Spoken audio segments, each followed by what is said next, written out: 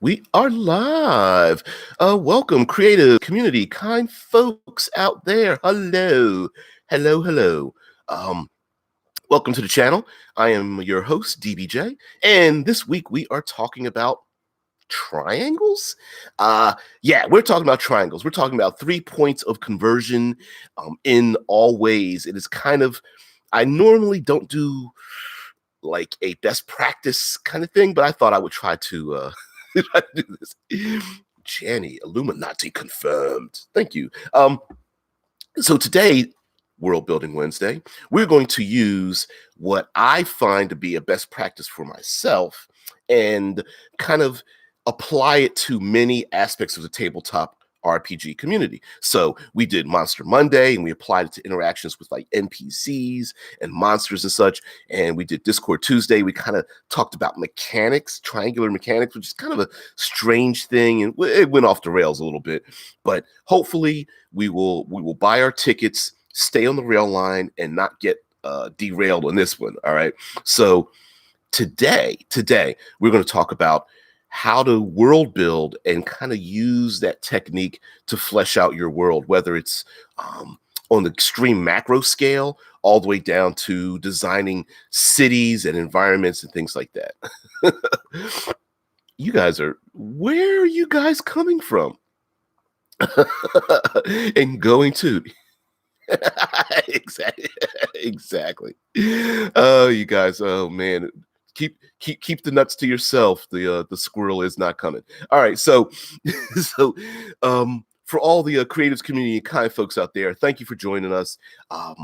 If you prefer to associate yourself with some of the classmates and collegiates out there, learn a little something while you're here as well, and not just from me, but from the brilliant people who participate in these chats, please join the Fantasy Grounds College Discord server, and there this show is simulcast in audio there as well. So if you got a better bandwidth over on Discord, please join there. Slide down to the boiler room and join everyone hanging there for about an hour as this show progresses. Okay, so triangles. Why is it I talk about triangles? Well, for me, it is the smallest and simplest and yet most dynamic way to create elements in a world, because today is World Building Wednesday, and maybe you're trying to think of different regions for your world, whether they are governments or factions or even environmental locations. Maybe you're thinking about the history of your world, and P, really? um, you guys are going to be the masters of non sequiturs today, aren't you? So the idea here is that, excuse me, is that maybe you're trying to come up with different regions in your world. So you're going to say, okay, to the north is one type of government, to the south is another, east and west, and you're not really having any, maybe not getting a real spark on creating the world. One of the things that I'm a huge proponent of is that if the players don't move, the world should move them. And in a strange way, just follow me on this, in a strange way, when your players sit still, if your players don't latch onto, say, your plot hooks, they're not motivated by things going on in your world, they seem to lack, they suffer from analysis paralysis, they lack a motivating factor, then that if your players start off in a tavern and they intend on getting themselves pissy drunk and not moving anywhere, that the world should move around them. And in many ways, using a triangle can do that. Now, let's go into some details. All right. So let's say you want to create a world in your region. You have the good kingdom, and then nearby you have the evil kingdom, the classic silvered knights of the Vale in one location, and then you have your monstrous goblinoid horde, or whatever the case might be, or led by a demon, or maybe they're just bastards anyway. They live in another region. All right. Well, what you have there are essentially two factions, and they're against each other. And it becomes a very simple thing to pick. Okay, well, do I want to go with the good faction or the bad faction? And while there may be drama on the borders, let's say you might have um, skirmishes, maybe it's leading to war, uh, details like that. What you're not giving your PCs is a dynamic method of choosing one side or the other. If the PCs and your players tend to be good sided, they've only got one choice. If your PCs tend to be selfish and evil, well, there's only one other choice that way. What you really want to do is create a third faction or government or controlling body, and that could be anything from criminal organizations to yet another government. It could be an ancient society that's been around for 28 generations. It may be a very new region created. Whatever the case may be, there should be a third um, rival or adversary. Um, yeah, Polar says, except they usually choose the good side and end up being selfish and evil anyway. Yeah, try to get the best of both worlds, right? Yeah, get that cake and eat it too. Oh yeah. Rickard says in NPC number one. So, what do you think of the neighbors? The king says, "You mean a demonic kingdom of evil that borders our holy empire? Well, they do keep quiet after 10 p.m., so I guess they're cool." Yeah, yeah. So it's like, I mean, that pretty much leads down one path, right? But if you have a third option nearby, a third faction, one in which um, one in which the triangular interactions between all three um, are not necessarily black and white. Maybe there's a third faction which maybe trades with both the good side and the evil side. Maybe that third option has been selling weapons to one side or the other. Maybe that third area is the place where the people who don't want to be involved in this good versus evil war they've traveled to, and they are AWOL. They're absent without leave. They've left their posts in this battle and established themselves. There's so many people that escaped this war that they become their own third location. Ricker says, "I want to know how they happen to be stable neighbors." Yeah, well, that's the other thing too, right? Creating, um, we tend to hold tight to our gaming worlds, sometimes too tightly. We don't like PCs going in and setting fire to our worlds, let alone setting fire to our taverns that they start their adventures in, right? So but there is a possibility that the PCs and ourselves, we may be designing a world and might want to design a world which is always on the cusp of toppling over. And a stabilized world might be too stable for your PCs to engage in if there is a lack of friction between all of the communities and all of the factions and all of the governments. If every nation is self-sustained on its own and has no need to deal diplomatically or travel through or located in a stable region, then there is no drama involved. There's no friction. And on a macro scale, if there's no friction at all, then when it gets down to the local population, it's like, why would the PCs get themselves involved in it as well? So the PCs sitting there in the tavern without talk of war or without the idea that the seasons are changing, or without adding in the workforce getting to another shift or anything of that nature, or the city guard closing down every business at a particular time due to the safety of the population or something, those PCs will just sit in that tavern and stay there forever. And now I'm of course I'm being quite a bit facetious, a bit sarcastic, because are there player characters that will absolutely positively not leave a tavern? Yeah, you'll get that every once in a while, but sometimes you want to drop some um, story hooks, and if the only story hook is to leave the good stable regions, go over to the evil monstrous region, and the PCs are like, I'm not doing that. That sounds scary. Then you're stuck with only one option given to them. But by adding these slowly expanding triangles of interaction amongst governments, whether there's a need to have trade or this during a seasonal change and winter is coming, maybe there's a particular region that needs to stockpile supplies and food sources, and the only way to get it is to deal with their neighbors, or a particular region is in the midst of a long trade route, and the one of the three choices is a community in the middle of a trade route, which is exhibiting some kind of pressure or force on the others. Maybe that would be the motivating force in the world to get the PCs to act, especially if they're being like maybe blamed for something they didn't do or something like that. Yep. Rickard says, nah, they would be run out of the barkeep, so they would have no gold to pay their tab with. Triangle. PC's barkeep, PC's lack of gold. Yeah. Eventually they're going to run out of money. you know, but you get my point, right? Like, the other way of dealing with a changing world, to make your world feel alive, sometimes is the dropping of hints, the foreshadowing of events. Now, of course, you guys know me. I am your self-appointed third pillarist.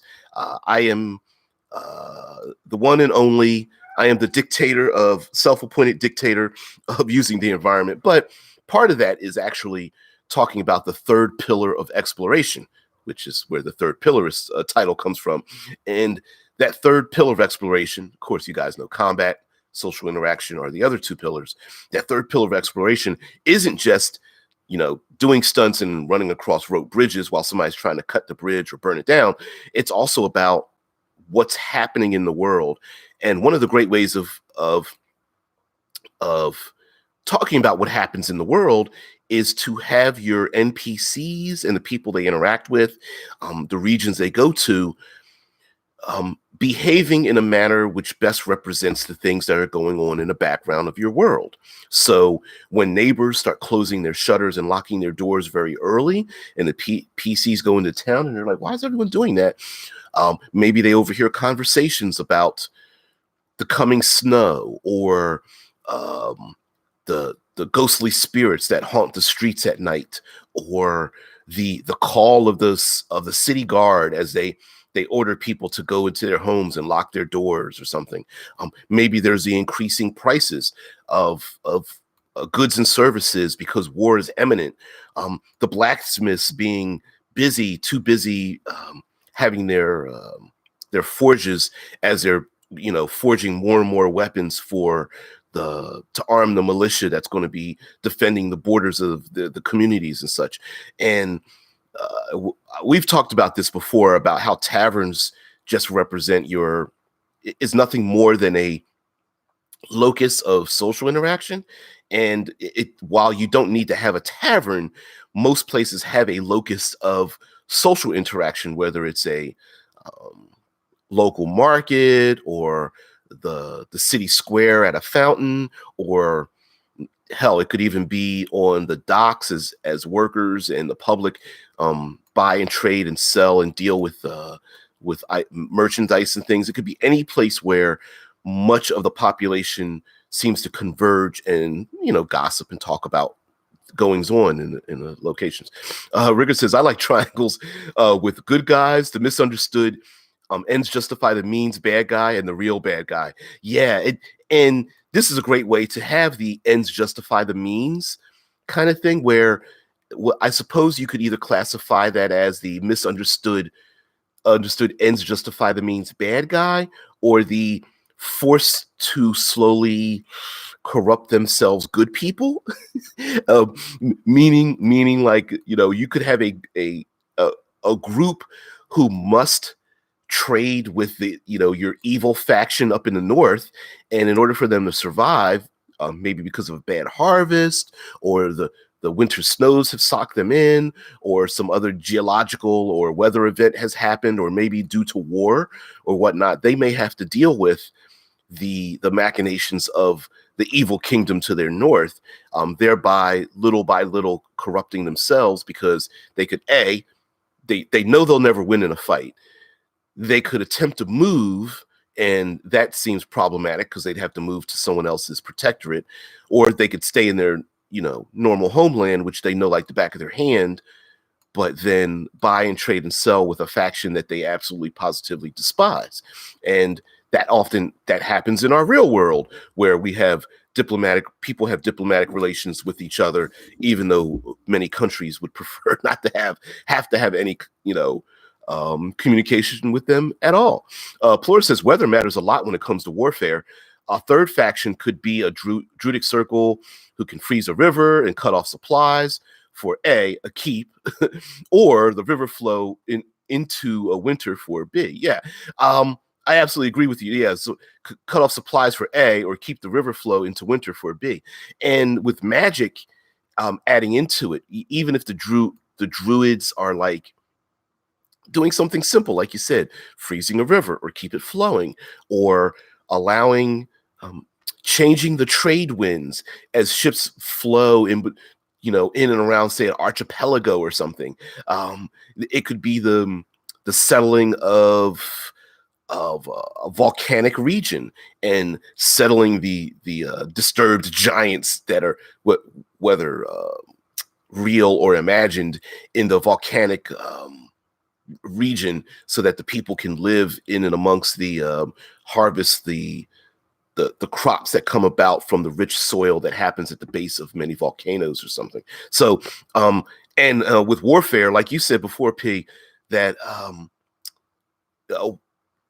huge armies absorb lots of resources. They destroy forests and jungles.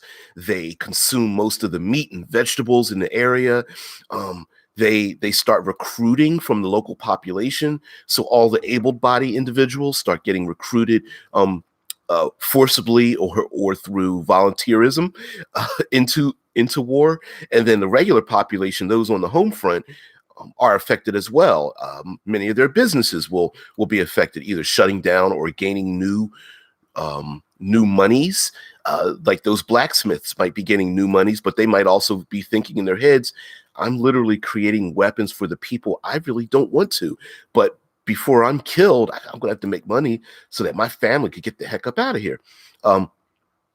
So warfare does a lot to alter lots of people's motivations. And we know that economics flow when it comes to war, because the minute you have two opposing factions, there becomes a need for those factions to actually deal with each other across enemy lines. So then you have yourself a black market, or maybe a gray market, I suppose you could call it, of dealing with supplies from one end or the other. And of course, you're going to have a criminal faction themselves stealing supplies from one side and selling it to the other side, or even stealing supplies from their own side to sell it back because there's a need to get that stuff back, even though they're pissed off that they've got to buy the stuff back and they're being extorted, being extorted through pricing and stuff like that in itself. So yeah, war brings a lot. Long before the weapons are thrown across a battlefield and launched and people start clashing, there's a lot of stuff going on,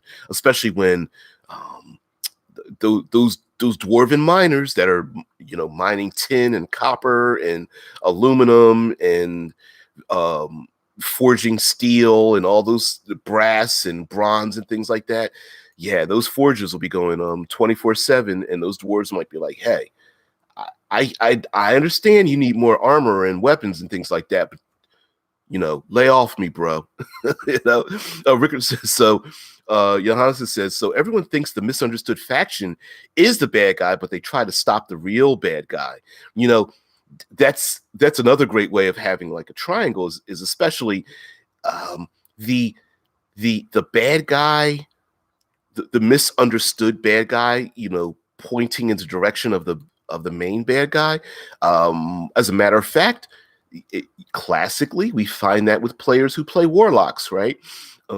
hey, I'm a PC and I'm with the group and I'm here to stop the real bad guy, but there's this other bad guy motivating me and giving me power and instructions to do this other thing.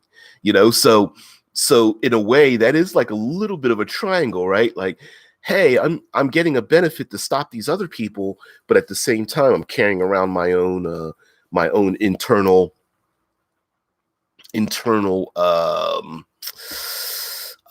draw to be instructions to do maybe other things. Some of them might be nefarious, some of them might not be.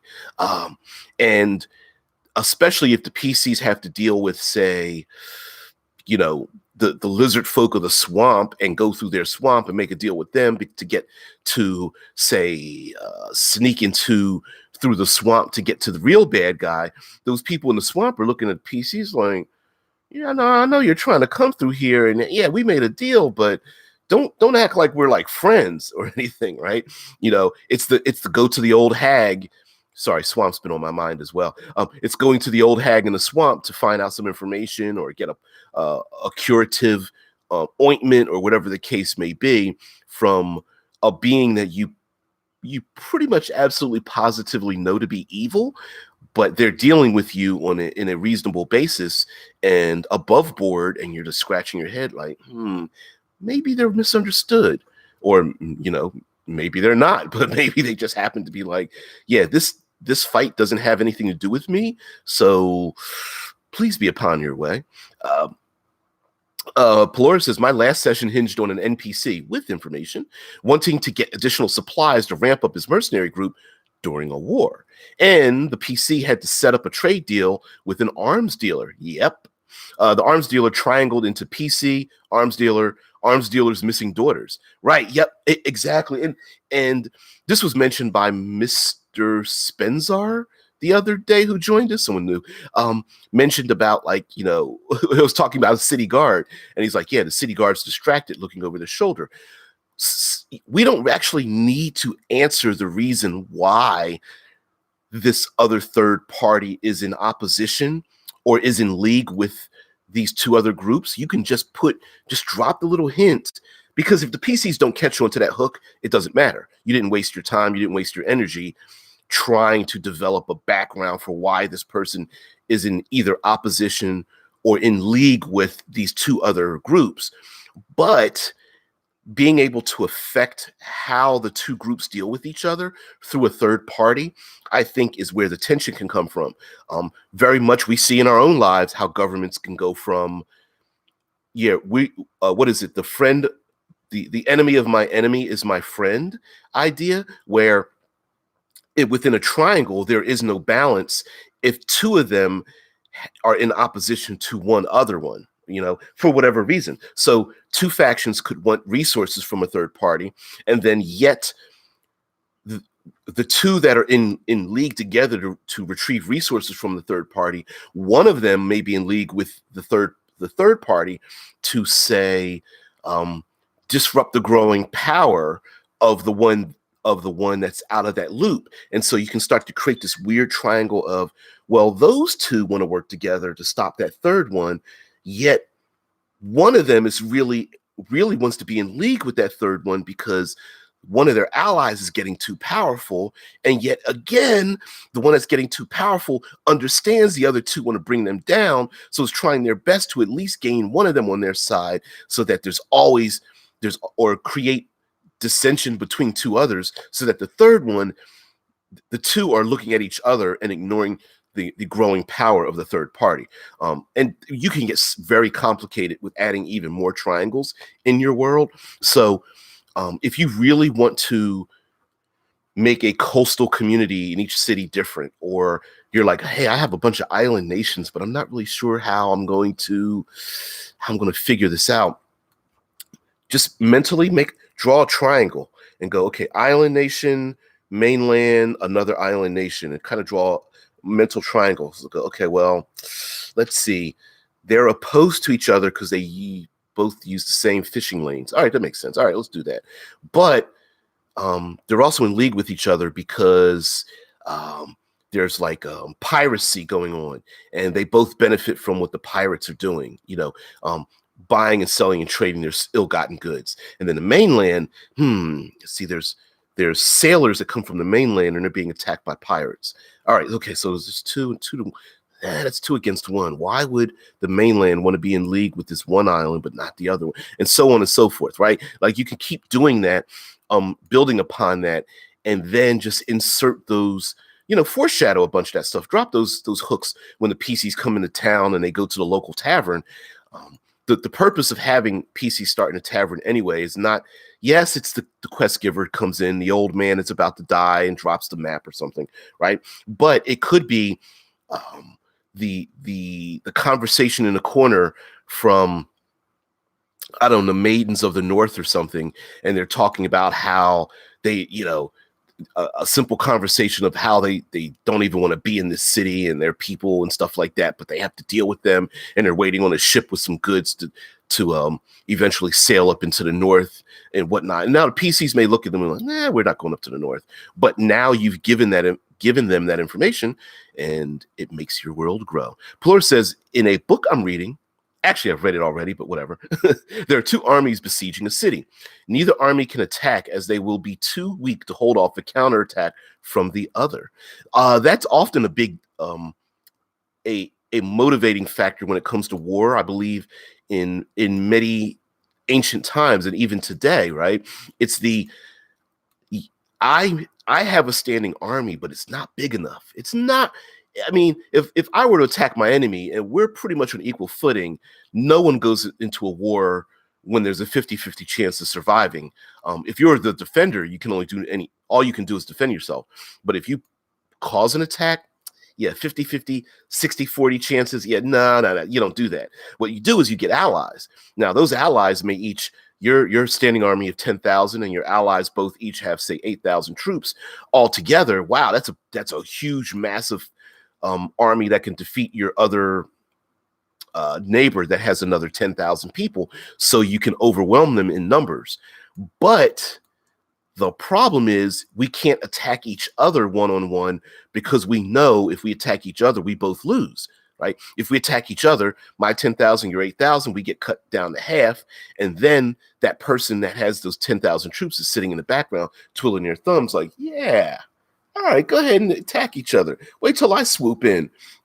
Oh, what, you only have 3,000 and their morale's been crushed? Let me come in. And so that's where strength in numbers and gaining allies is a big deal. And the PCs might be hired, or they might be a rebel faction, or PC might be very attached to their homeland, understanding that if 2 or more of these factions band together, their armies are destined to band together, and then they might come crushing in to some place.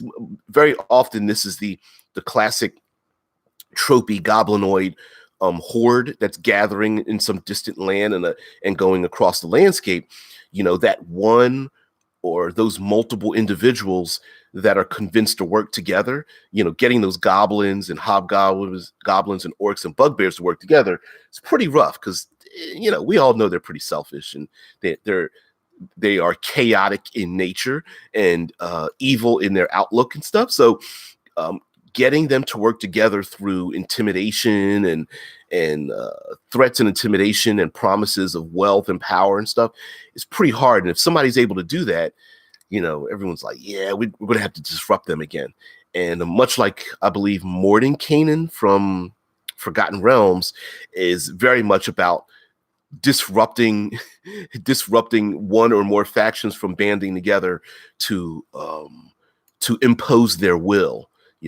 So definitely. Now let's get a little bit deeper in the weeds when it comes to world building and using triangular actions and such. Now, one way of doing things, of course, I talked about weather events and seasonal changes and resource changes and such. But another way of changing things is to have something brand new arrive that changes everybody's motivations. Now, it doesn't necessarily literally mean it arrives as brand new, but meaning like visitors from outer space, or it could be a nation state or city state um, has a nation or city state has given of its has established itself. That could also be brand new. There could be um, a gold rush is something that is brand new, that has happened, something revealed, something that is, for example, when gold was found in the in the Gold Coast of the United States during the West, there was a huge move to go out there, and that became the gold rush, and everybody wanted to make their riches off of that. Same thing happened with the discovery of oil. Um, the discovery of a much needed or rare um, um, prolific amount of a resource that is very rare, meaning let's say the pillar-ist is a Balrog appears, the fighting stops and everyone runs away, which is a thing, right? Come on, you know as well as I do that as much as everybody wants to run away from the Balrog or Pit Fiend or something, there are going to be those people who are like, wait a minute, maybe I can make a deal with them. Maybe I can get in league with them. They don't necessarily want the Balrog to be there, but they can't make it go away. So trying to find out what it wants and give it what it wants has always been a find a need and fill it, right? That's always been the mantra of capitalism. And you're going to have somebody who's like, yeah, my moral outlook, yeah, I don't really need to worry about that. I just want to live and sweet talk the enemy, and hopefully that I can remain in good standing without having to worry about being fed into a flaming pit of agony for a millennium, right? So having some new thing happen, whether it's a strange weather event, something comes from another world, a humanity that has spread amongst our own world, coming into, say, the Caribbean or South America, or going into India or Japan, is that new thing that arrives. So much of African slavery started because of that. You had warlords and you had warring tribes. And then what's this new thing? These pale people from the north on ships that could go across the sea? And one warlord's like, let's see. They need labor to harvest corn and cotton and tobacco and such. And we want to get rid of our enemies. So we'll shuffle off our enemy tribes to them, and that solves the whole situation. And during the slave trade, that was a big triangle itself, right? Slaves came from Africa to go into the Caribbean. In the Caribbean, those people were then sold up north as crops to be used for labor for crops, and then those crops were then sold for lots of money back in Europe. So it was like Europe, Africa, and the Americas, and that triangle went on for quite a long time. And so that using triangles in terms of travel, in terms of economic pressure, political pressure, and things is pretty interesting. But we can get even smaller. When it comes to triangles as well, whether we're dealing with a local community and the people who live in the community. We can do that with our adventures, even having a goal, having a way to achieve that goal, and then having a third option which may or may not achieve the goal, but also has something else happen. So thank you, Dead Man, for putting in the link about Mordenkainen. If I'm not mistaken, philosophically and absolutely neutral, I believe Mordenkainen is supposed to represent. I'm not quite certain. And of course, for those who don't know all of Mordenkainen's handy spells, it's a little handy with the spells and stuff.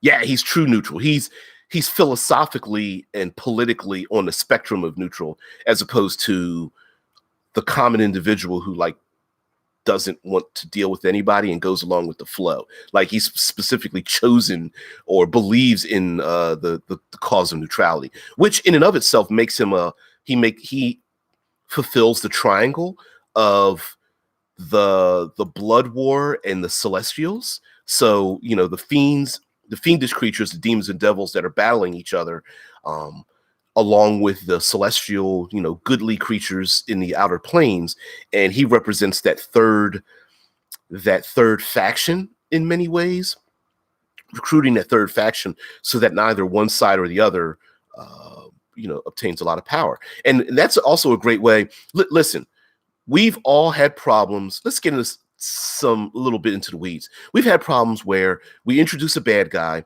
We think we've got a great idea. We introduce the big bad evil guy. We're setting up everything. We're making this person very intimidating. We finally we run a couple of sessions. Our main PCs, our heroes, get to confront the bad guy, and they one-shot the bad guy. And you're like, do do do do, we're just like wah wah wah wah, right? And we're like, what? Yeah, Pillar says, with enemies, you know where you stand, but with neutrals, it sickens me. Very true, and very much like nation states in our own world that believe in neutrality. The way people can claim to be absolutists in their thoughts and deeds, but we know in practice that's not the case. So whether you are absolutely using alignment in your world, or you're using other methods to measure, oh, well, this is the goodly kingdom and this is the evil kingdom, more often than not, you're going to find it's going to be a yin yang thing. You're going to find little sprinkles of the other side or the other way of thinking inside of their own thoughts. It's the goodly kingdom that's arguing amongst itself, where there's one side's like, no, we should assemble an army, go over there and slay all of them, where the other side is going, no, we need to have peace because as they deserve as much right to live as we do. And then you have an even third option that's going, why don't we just send off a small band of people and just assassinate their leaders? That way they're arguing amongst themselves, right? So even amongst good people, you're going to have the conflict of, do we fight them? Don't we fight them? Do we stay at home? Do we go abroad? Going on now, do we accept refugees being sent from forced out of their own world and into ours, due to the machinations of what we perceive to be the evil kingdom into our goodly kingdom? And these individuals represent that third element that's coming in and disrupting the status quo. Are these refugees evil people coming from an evil kingdom invading our goodly way of life? Or are they the good people that happen to be living under the thumb of the evil people, and they just want to have a goodly way about them? And then you're going to have those people in the middle that are like, we're not really friends with either of you guys. We just want our own thing in our own location and doing our own thing. We're not your ally, but we're not your enemy either. And like you say, Pelora, with neutrals, you may not know where they stand, or where their stance is might not be wanted. Again, the enemy of my enemy is my friend. But if that person decides not to join you, then you're thinking, well, if you're not for me, you're against me. I'm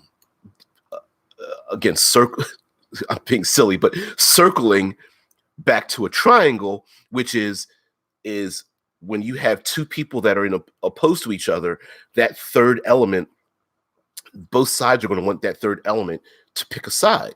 And if they don't pick a side, both warring elements may presume that, hey, if you're not siding with me, you will eventually side with my enemy. And that is a great way to have, say, conflict. If you're someone who very much loves the alignment type system, that's why you can rationalize having a battle between two good factions, or having a good faction fighting, say, a more neutral faction, going to war with them because they've chosen they've not chosen the goodly side, so they're making the assumption that they're going to side with the evil side, or at least they are not trying to stop the evil side, making the goodly people look at them as being evil, even though the neutral people themselves are saying that we are not.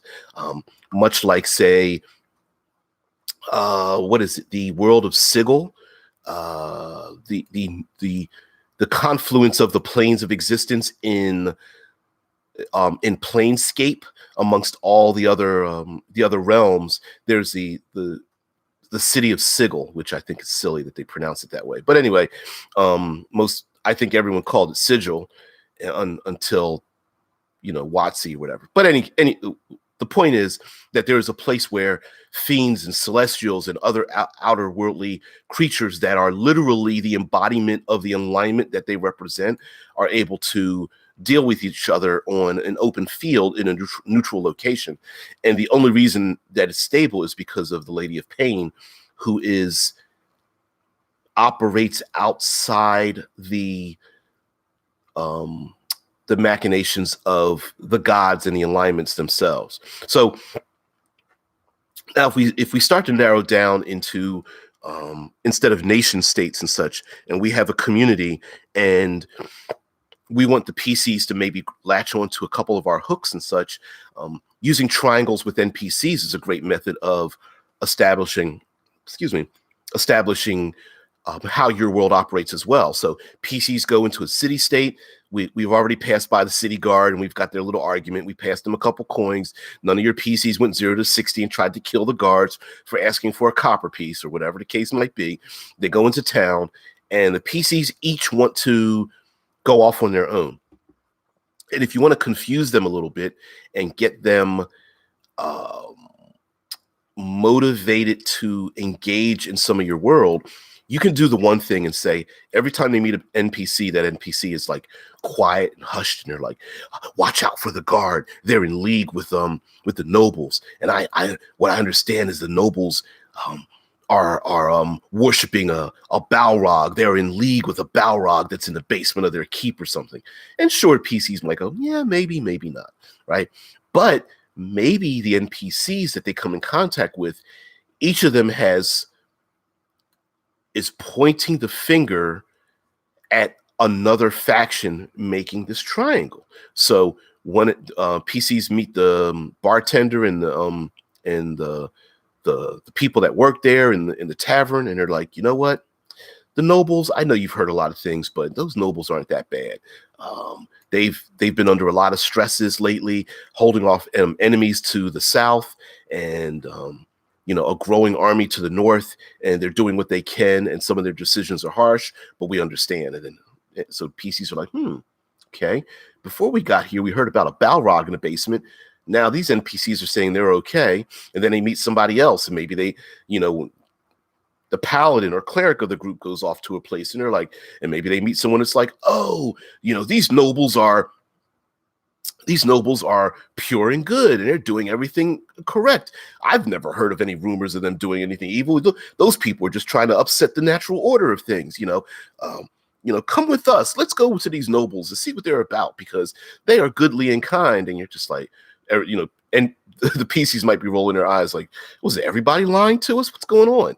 And that in itself is a great way to disrupt the expectations of what people want. Before I read your comment there, Rickard, going back to the long-lived television show Law and Order, it's crimes been committed.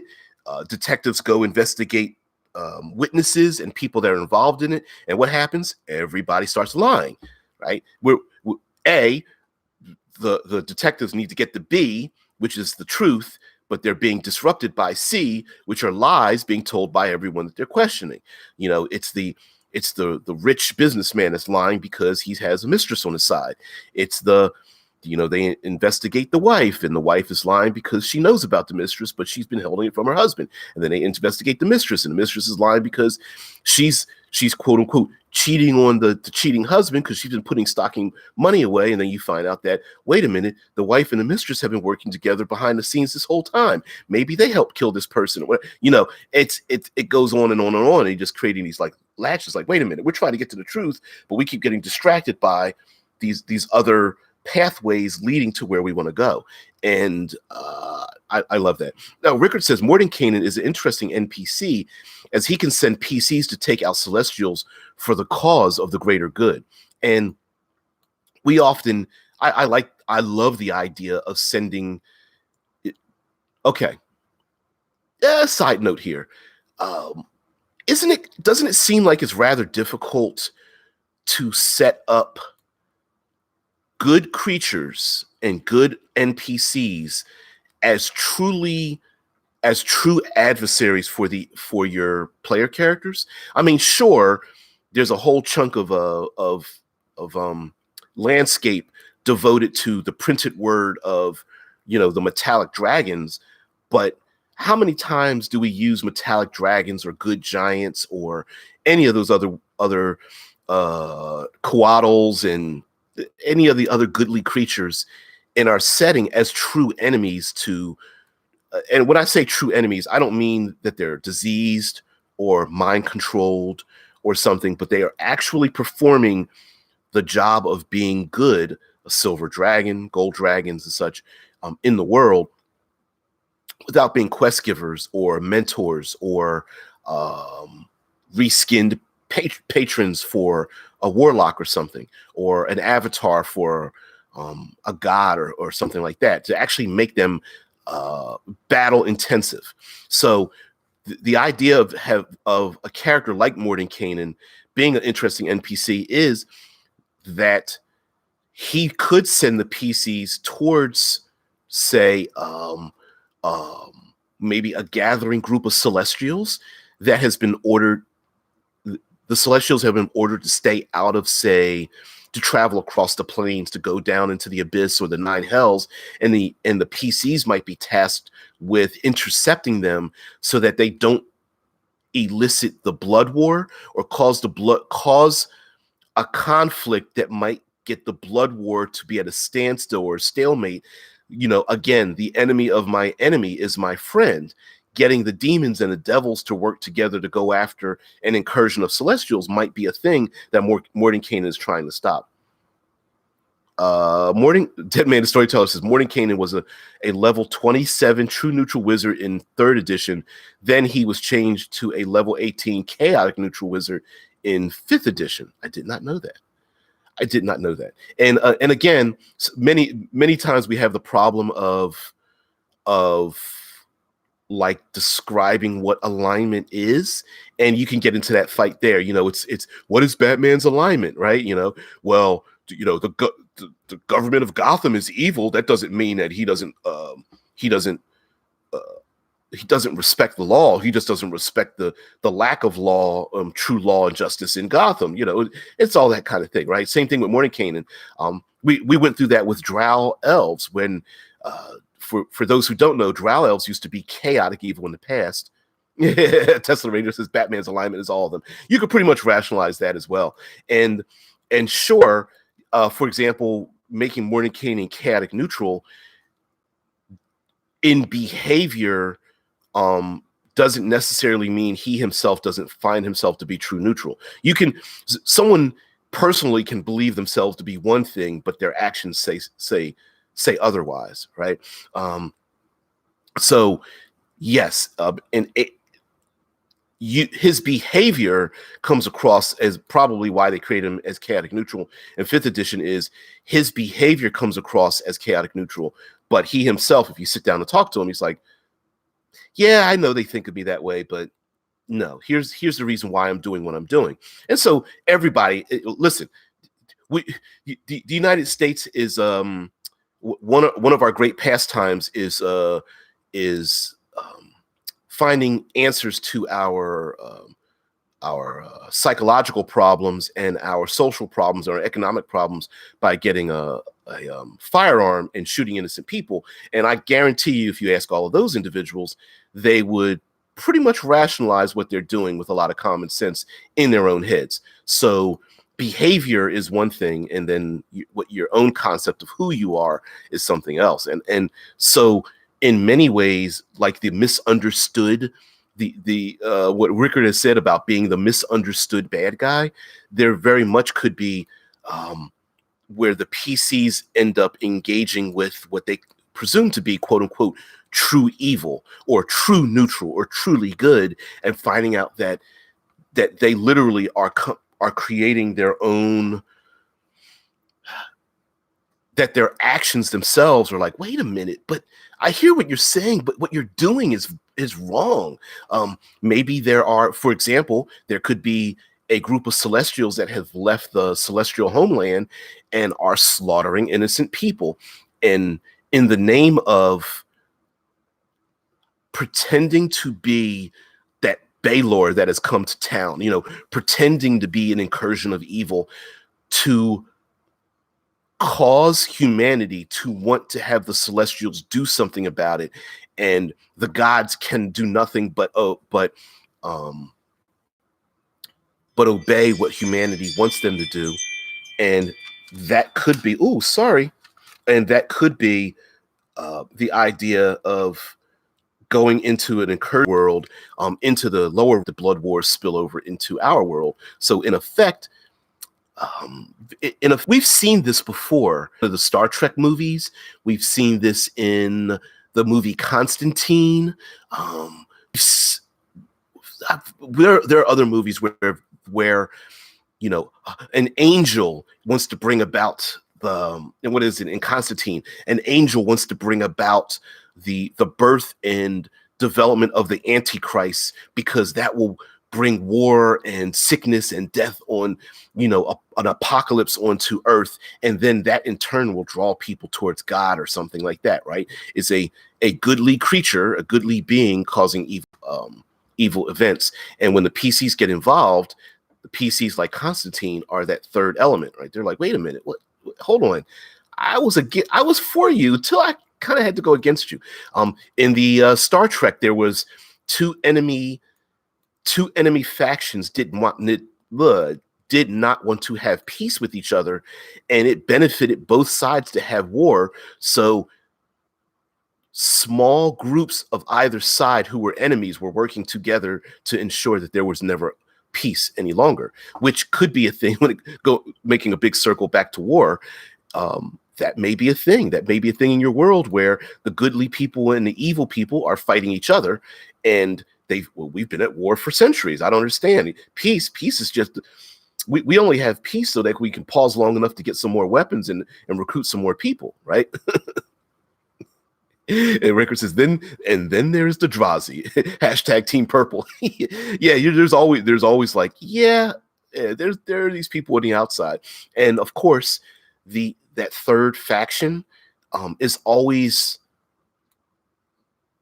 a lot of what we consider to be alignment is based on our perception of what's going on, and perception deals a lot with our embrace of time and space and energy. So, when people say, hey, I'm doing this thing for the greater good, everyone rationalizes away.